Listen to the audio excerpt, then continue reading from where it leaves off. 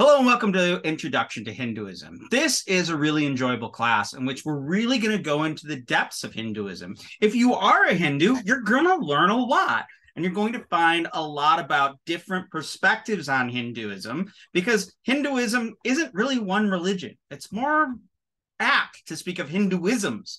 There's so many Hinduisms across South Asia, not even just talking about just India. And if you're not a Hindu, well, welcome to it. We're going to do everything from gods and goddesses to literature, to rituals, to history. And you are going to have the ability to have a conversation with any Hindu, and for that matter, pretty much any South Asian you meet, because we're going to do quite a bit on the narratives that are really important in Hinduism. Particularly, we're going to spend about 3 weeks on the Mahabharata, which I would argue is the greatest story ever told. So I am a scholar of South Asian religions. My specialty is magic in Hinduism and Jainism, though I also do work on Buddhism. And I'm trained in South Asian religions. I've spent, I guess, about 3 years in India. And I've been all over India. And it's just my favorite place in the world. I mean, some people say about India, and I think this is apt, is that India isn't a country. It's not even a world. It's a universe. It's a planet. India is a third of the size of the United States, but has 4 times as many people. And the amazing thing about India is it's like you go 10 kilometers in one direction, the language, the culture can completely change. Different deities, different practices. And like I said, really, if you go 100 kilometers in any direction, you're really going to hear completely different languages. So welcome to it. Today, I'm going to read through the syllabus. And the reason I read through the syllabus is the syllabus is an agreement between you and I about what we're going to do in class. And from there, it is my goal to be on your side, to be your cheerleader, to be your helper. I've set out the syllabus, and it's up to all of us together to work and fulfill the syllabus. I don't like to think of myself as an antagonistic person who's assessing all of your work. I want us to all learn together to explore this absolutely exciting topic called Hinduism. I've taught this once at U of H before, and it went over really well. I designed it at another university, and it went over well one time and poorly another. But it was so dynamite the last time I taught it that I'm not making a ton of changes to it. So without further ado, let's go through the syllabus, and I'll talk about the class a little bit more as we go. All right, so one of the things I want you to understand about how I teach is screen sharing is paused. I don't want my screen sharing to pause. Yeah, there we go. One of the things, that's not what I wanted. Okay, stop share. Sorry, that was the wrong file. That's the thing I'm writing for something else. Okay, here we go. Share. Why isn't it working? All right, hold on a second. Stop. Come on. Give me everything I need here. Okay, 1 second. All right, we're recording again. Sorry, I was having some Zoom difficulties. I usually don't have a lot of trouble with Zoom since I use it all the time. All right, our class is Introduction to Hinduism, Religious Studies 2340. So who's teaching the class? I am. I'm Dr. Ulrey. Why do I insist you call me Dr. Ulrey or Professor Ulrey? It's not for my own ego. You know, I got a PhD in 2016, but I find when I travel around that especially women and people of color, especially women who are people of color, really struggle to get students to get them to properly address them as doctor or professor, often deferring to them by their first name. Well, that's not really appropriate. So I, in solidarity with professors around, I'll have you call me Dr. Ulrey or Professor Ulrey. It would be fine if you called me by my first name, and if you get to know me outside of class, you can call me by my first name. That's fine. But in this context, I'd like you to refer to me as Dr. Ulrey or Professor Ulrey. Where our class is online. They're going to be asynchronous, which means just like you're watching now, I'm going to have recorded the videos at another time. They're going to go live, plan on Tuesday and Thursday, and your deadlines are going to be Friday night and Sunday night at 11:59 p.m. In practice, I'm going to try to get the modules up on Sunday or Monday before the module is supposed to set up. Now, I live in Denver and I'm on Mountain Time, so I'm actually 1 hour behind you. Just be aware of that. So I'm Professor Aaron Michael Ulrey. You can contact me at my email address listed there, and you'll, of course, have the syllabus on Blackboard as well. My office hours are by appointment via Zoom, phone, and email. I'll try the best I can to accommodate your schedules. If you email me, we'll set a time. Happy to meet with you at any time. It's my joy to interact with students. How to contact me. Please use my University of Houston email listed above. I check my email for a 1 hour period daily, and I try to respond to emails within 24 hours. But I have 50 students in 2 classes this semester, so it might be a little tricky for me. I'm a little scared about that, though I'm excited to be meeting so many of you. Compose your emails in formal English and strive toward professionalism in all correspondence with me and other students. An undergraduate degree is an exercise in professionalization. Writing in a concise and clear way is writing with power, and that is important in everything you do. Sometimes students say, why do you focus on writing so much? I'm like, well, writing's really important. What about the time you have to write a letter to a school board to make sure your kid's IEP gets implemented? That's a big deal, and you better be able to write clearly on that. Or what about when you have to write your cover letter for a job that you want or a job that you're aspiring to? It's important to write clearly and write legibly and write professionally. So here's the course description. There are 1.61 billion Hindus in the world, over 15% of the global population, most of whom are South Asian, and they live in the Indian subcontinent, i.e. in South Asia. That is India, Pakistan, Bangladesh, Nepal, and Sri Lanka. But what is Hinduism? Answers really abound. Those many answers suggest Hinduism is no unified entity. Straightforward definitions are impossible. Hinduism has been declared and defined in many ways. The original religion of India, a spiritual path, a perfectly balanced way of life, a philosophical psychology, worship of Hindu gods, the path to liberation, a method for generating personal prosperity, rituals for good luck and warding off the inauspicious, caste and life stages, the philosophy of yoga, temple actions, family ideology, and more. So there's a lot of ways people define Hinduism. I regularly will say Hinduism is the religion of people who worship Hindu gods. Privileging any of these declarations, and we will encounter all of them in this course, has profound implications. What you privilege will depend on how you see Hinduism. The word Hindu, in fact, is recent, and it's not found in any Hindu scriptures. The term Hindutva, or Hinduness, is a term that Hindu nationalists, those who believe Hinduism should be the official religion of India, use to designate their religion and also to denigrate others, namely Islam. But this term only gained popularity 120 years ago. When I'm reading through the Sanskrit texts, I've never seen the word Hindu, not once. Westerners, especially colonists, those Europeans who lived and established colonies in South Asia, including those British who ruled India for many years, have used the term Hindu to identify any resident of the Indian subcontinent, regardless of their religions.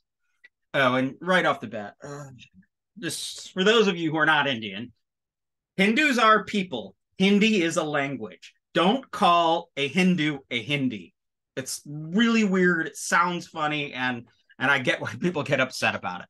You speak Hindi, you are a Hindu. Let's keep that straight. All right, Hinduism cannot be separated from Indic culture and from India.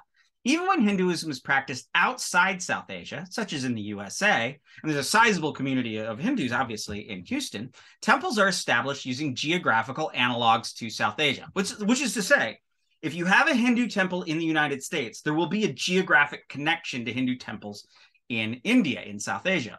Temples are established using geographical analogs to South Asia. Practices are directly connected to the manner that those practices are performed in South Asia. Even astrological timing is connected to the South Asian skies as opposed to the North American skies. Hinduism is South Asian, and Hindus are South Asian. Since India is the dominant and largest South Asian country, most of this course will focus on that country, namely India. Yet, Indian culture and Hinduism are transnational. Yoga studios are found in every strip mall. Talk of Tantra spreads across the internet. Hindu gods are found on t-shirts. Indian words suffuse the English language. Bollywood rivals Hollywood. And the high-tech, high-finance realm of India touches every aspect of the global economy. That said, 70% of the Indian population lives in rural areas where old traditions and local cultures persist alongside new media and telecommunication environment. The majority of our class focuses on the past, the older, pre-modern, traditional world. But later modules of the class will explore contemporary South Asia and worldwide Hindu phenomena. This course is divided into 2 sections. 1, History, Philosophy, and Literature in Pre-Modern South Asia. This will be diachronic. Diachronic means moving along a historical timeline, advancing cultural shifts in Hindu religions correlated with social movements in South Asian pre-colonial history. Thematic ethnography of Hinduism, so looking at contemporary rituals as recorded by ethnographers and anthropologists, using a syncretic method, looking at everything all at once together phenomenologically instead of by dates and times, exploring religion as phenomena. Key ethnographic terms include death rituals, possession, pilgrimage, temple innovations, Hindu nationalism, and gurus, i.e. charismatic Hindu teacher leaders. We'll focus primarily on pre-modern South Asia, though we will conclude with the modern and the contemporary, especially noting pre-modern, modern, and post-modern contiguities. We will try to understand the details and implications of 4,000 years in just 16 weeks. It's going to be a fun ride. This course is listed in religious studies, but it is informed by multiple disciplines, including history of religions, religious studies, Indology, anthropology, history, folklore, literary studies, and sociology. Disciplinary overlap characterizes our masala class. It is mixed up and spicy, something for everybody.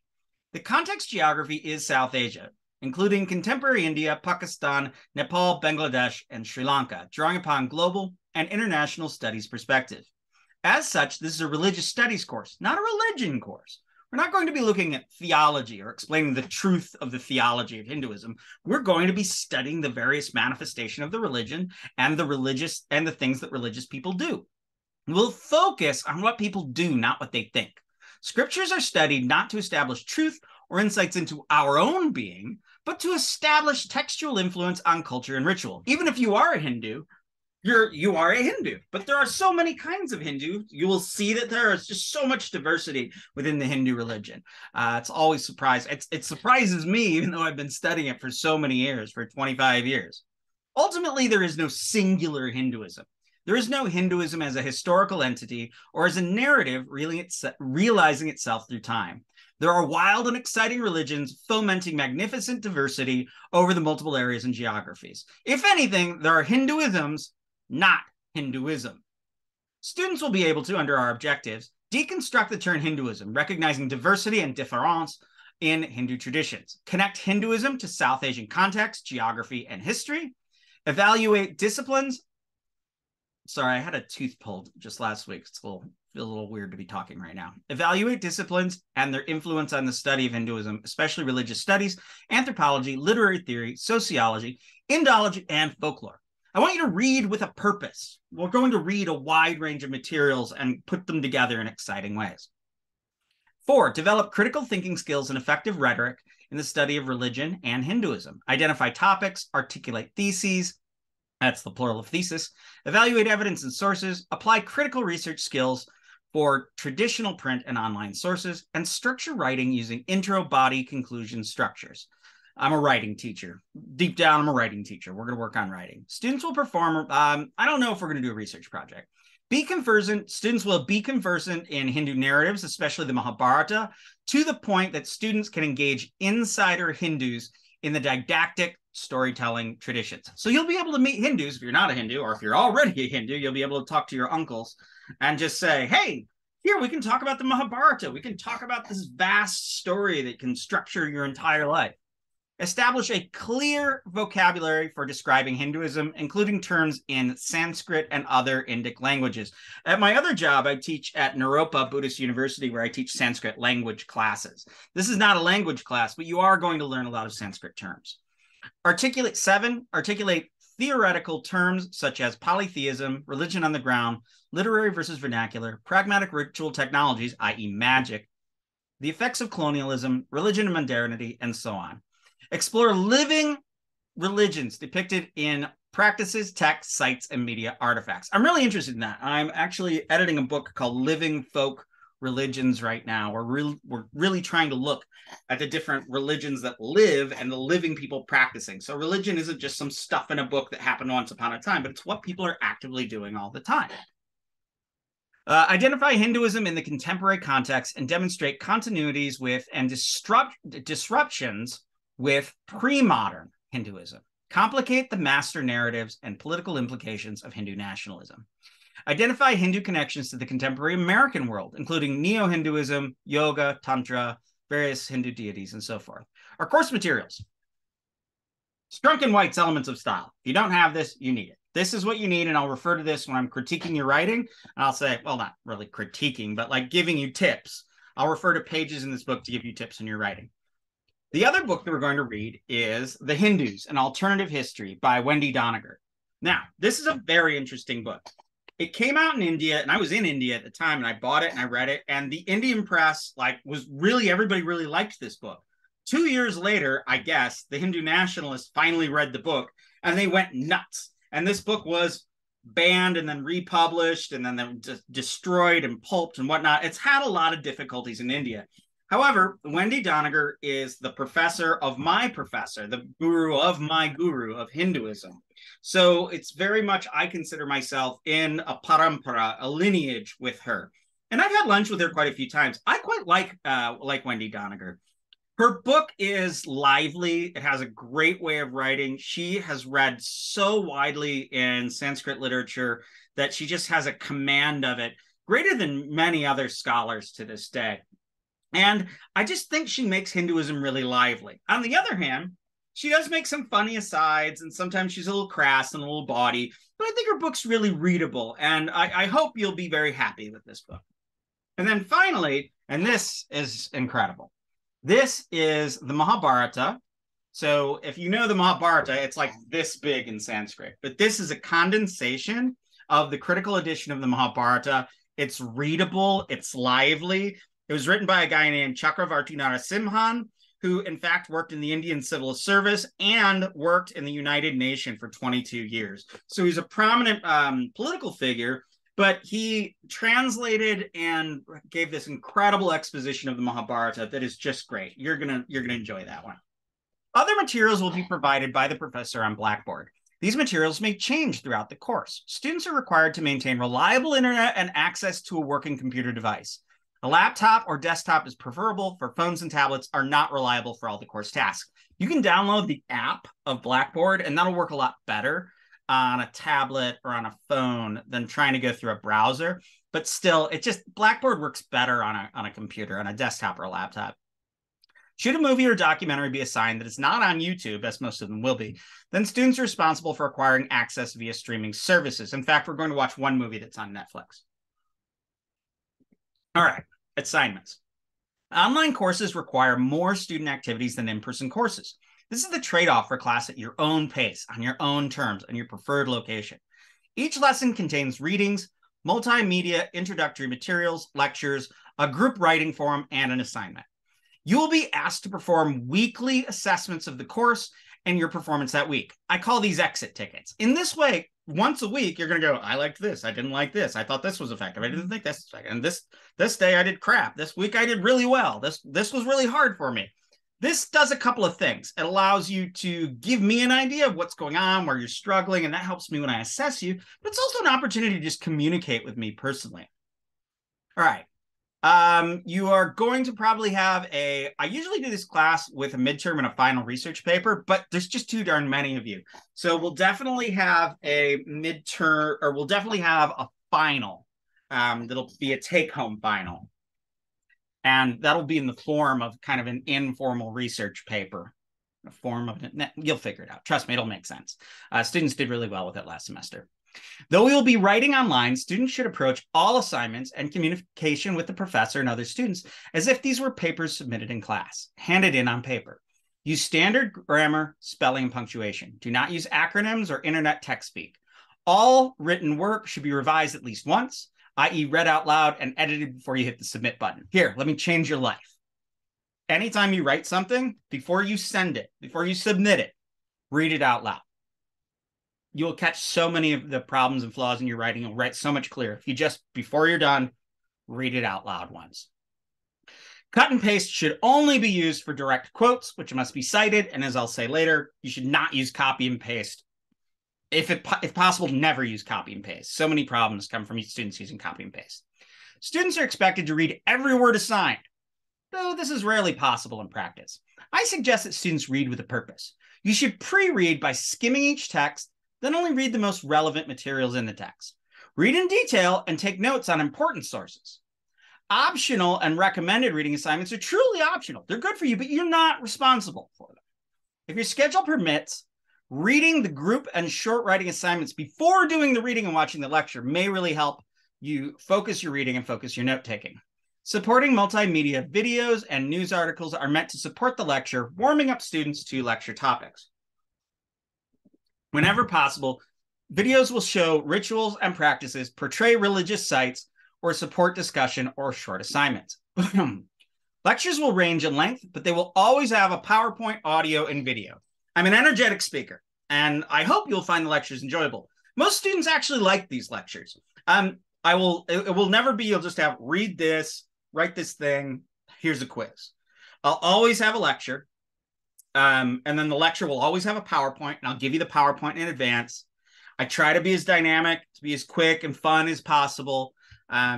Some students find that just sitting and watching the assignments is really good, watching the lectures. I've had other students that have listened to them on their phone as they're driving, commuting. You got to find the best way for you to absorb this material.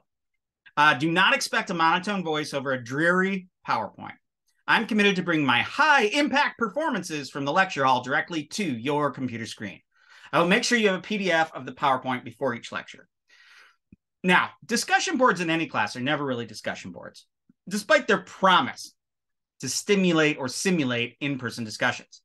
I'd like you to think of the discussion boards as group writing projects. You'll be asked to write an original post and then expand upon other students' posts. Refrain from passing judgments. I think this is good, or proclaiming value. This is interesting. Just don't ever write those. Your task is to expand posts, make further arguments, provide more data, or critique the arguments and asking further questions. Often you'll be required to cite sources and bring in further research to support your posts and replies. Again, this is not really discussion, but it's group writing in which students react, complicate, and add data and nuance to the assigned task. In my experience, U of H students actually tend to kind of like the discussion boards as I set them up, but remember, don't think of them as discussion boards. Think of them as group writing. All right. Each group writing assignment will have a rubric, and while these are group assignments, students will be only assessed on their own performance. Almost every lesson will have a short writing assignment, mostly informal and creative, using multiple styles and genres. Tasks may include writing a school newspaper, a letter to a friend, a movie pitch, anthropology field report, and so forth. You will also be asked to make videos and make memes. I love the make a meme assignment. Often these assignments will require you to engage the contents and then react from your own perspective or compare contents to your own experiences. My main goal in these assignments is to get you to reprocess the material, to get you to do something with it. Each short assignment will have a rubric. All assignments are designed to build skills that will ultimately be used in formal writing assignments. So one of my things is for students to really learn, they have to see stuff 4 times. So you're going to read the material. Then you're going to watch the lecture. Then you're going to have 1 or 2 applications of the material. In that way, you should be thinking about the material 3 to 4 times. Community is hard to build online, and professors struggle when they cannot directly interact with students in class. This being the case, you'll be assigned a weekly assessment of the class. An exit ticket. These won't have a word count or a rubric. If you do them, you get full points. I use them in several ways: to adjust course design, reading, and assignments, also to nuance my assessment of student performance, also to just interact with students about the course and students' lives. Students, you can really write, class was good this week, I was sleepy. That's it. Or you can give me paragraphs about what's going on in your life. Whatever you need to tell me about how you're doing, to think about how you did each week. Students are encouraged to make use of the UH Writing Center for longer assignments, though the Writing Center may be of use in any of the assignments in the course. Here's the grades and the weightings. Here's the grades and the grading scale. It's pretty straightforward. 70% of your grade is going to be just the stuff you do in class. Then 30% will be the midterm and the final papers. Here's the thing. If you do the work, you're going to do well. I give out a lot of C's and a lot of A's and a lot of F's. The C's are people that did most of the work. The A's are people that did all the work. If you do all of the work, you can even do all the work kind of poorly, and you'll get a really high grade. You'll either get a B or an A. Just do the work. Attendance and makeup policy. This is an asynchronous course, so attendance will not be tracked in a formal manner by your presence being counted in a classroom. You're responsible for fulfilling the assigned tasks before the deadlines. Unsubmitted work will be graded 0 at the time of grading. Do not get behind, for it's really hard to get caught up in these sorts of classes. Communication with the professor is the key. Extensions are decided on a case-to-case basis should a student contact the professor within 24 hours before deadlines pass. No extension will be granted if the professor is contacted after the deadlines. Seriously, the minute you're under pressure or you're in danger of falling behind, email me and we'll make a plan for success. I'm here to work for you. I want you to succeed. I can't say that enough. I want you to succeed. I'm here to help you succeed. All right. Keep in mind that Blackboard tracks and reports the number of times you access the software and the time you engage with the software, so I can see how long you've been on Blackboard. Policy regarding plagiarism. All assignments submitted must represent a student's own work. Plagiarism is a serious offense and will be dealt with accordingly. If you use the words or ideas of others without proper citation of your source, you may be suspended or expelled from the university. I take this very seriously, and if I suspect you have included any amount of material from uncredited sources or chat GBT or whatever it is, I will investigate vigorously. Just don't do it. Don't copy and paste. More than anything, don't copy and paste. Ever in any of your assignments. Copy and paste misuse is at the root of almost all inadvertent plagiarism. Do not mine internet sources for materials to be used in your assignments. Anytime you use information from web page or online source or book, you must either quote it directly and cite it, or you must rewrite, paraphrase, and cite it. So if you're going to use other material, just cite it. You're fine. Any instance of plagiarism can amount to dramatic repercussions, not excluding failing the class and even expulsion from the university. I fail a couple students every semester. I always prefer evidence and quotes from inside course materials rather than outside sources. Just do the assignments based on the materials I've given you. Don't go out looking for more stuff unless I ask you to for a specific reason. I will enable anti-plagiarism software on all of the assignments, which will check your work against other students at UH, student paper databases worldwide, and across public sites across the internet. Should the software flag student writing, I will initiate an investigation. Note, this is a big note, if you're a student with a documented disability and would like to discuss special academic accommodations, please contact me during office hours, i.e. email me at the beginning of the course. I've worked in special ed. I'm dyslexic myself. I'm very willing to make accommodations and work with students. If you're an ESL student, English is a second language, discuss this with me too. If you do not self-advocate, I cannot help you. I take these accommodations very seriously and will do my best to help you. Understand that I understand the hardships of writing in a language that is foreign to you, since my own work involves learning numerous archaic Asian languages. All right, here are all the university policies that you see all the time in all your other classes. Take a look. All right, now I just want to quick go over what we're going to be studying. First module, we're going to do an introduction to Hinduism, and you're going to watch kind of a long set of videos, the longest you're going to watch, where I just kind of talk about various things in Hinduism. Next, we're going to generally talk about what is Hinduism and how to study it in religious studies. Now, we're going to do in Module 3 and Module 4, for that matter, something that usually doesn't get covered in these Hinduism courses. We're going to look at the Vedas, the earliest of the Hindu scriptures, and Vedic religion. And we're going to look at what those actually are. You'll meet people out in the world, they'll say like, oh, I do Vedic something. But as you'll see when we look at Vedic religion, they're not. So we're going to really look into what's going on in the Vedas, what's going on in Vedic religions. Then we're going to look at the challenge to the Vedic religions and renunciation. Next, we're going to go into the Hindu epics, and you'll see 1 week, 2 weeks, 3 weeks. We're going to do the Mahabharata, which is just the greatest story ever told. Then we're going to talk about the earliest yoga scriptures that are called the Yoga Sutras. Then we're going to talk about different gods and goddesses. Then we're going to talk about avatars and the various types of incarnations of Vishnu. Then we're going to talk about Tantra that doesn't look like anything you've read about on the internet. And we're going to read a section of my work on black magic in medieval India. Then we're going to talk about the Bhakti religion of devotion and Hatha yoga and where what we see as modern yoga comes from.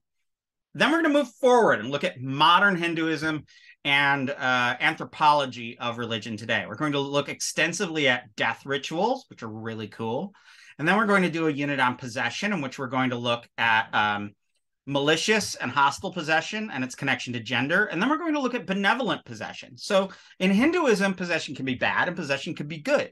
In fact, the majority of the times, possession is good.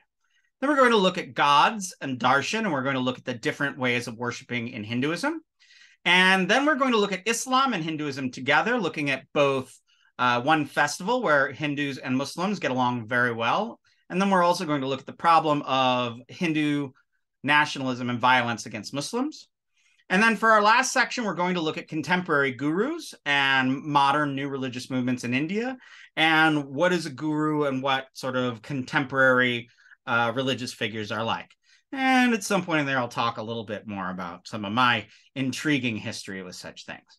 All right, that's the class. I'm excited to get to know you all better, and I'm excited you decided to take the class, and it's really fun. I mean, I've decided to spend my whole life confused by Hinduism. So I hope I can get you confused too.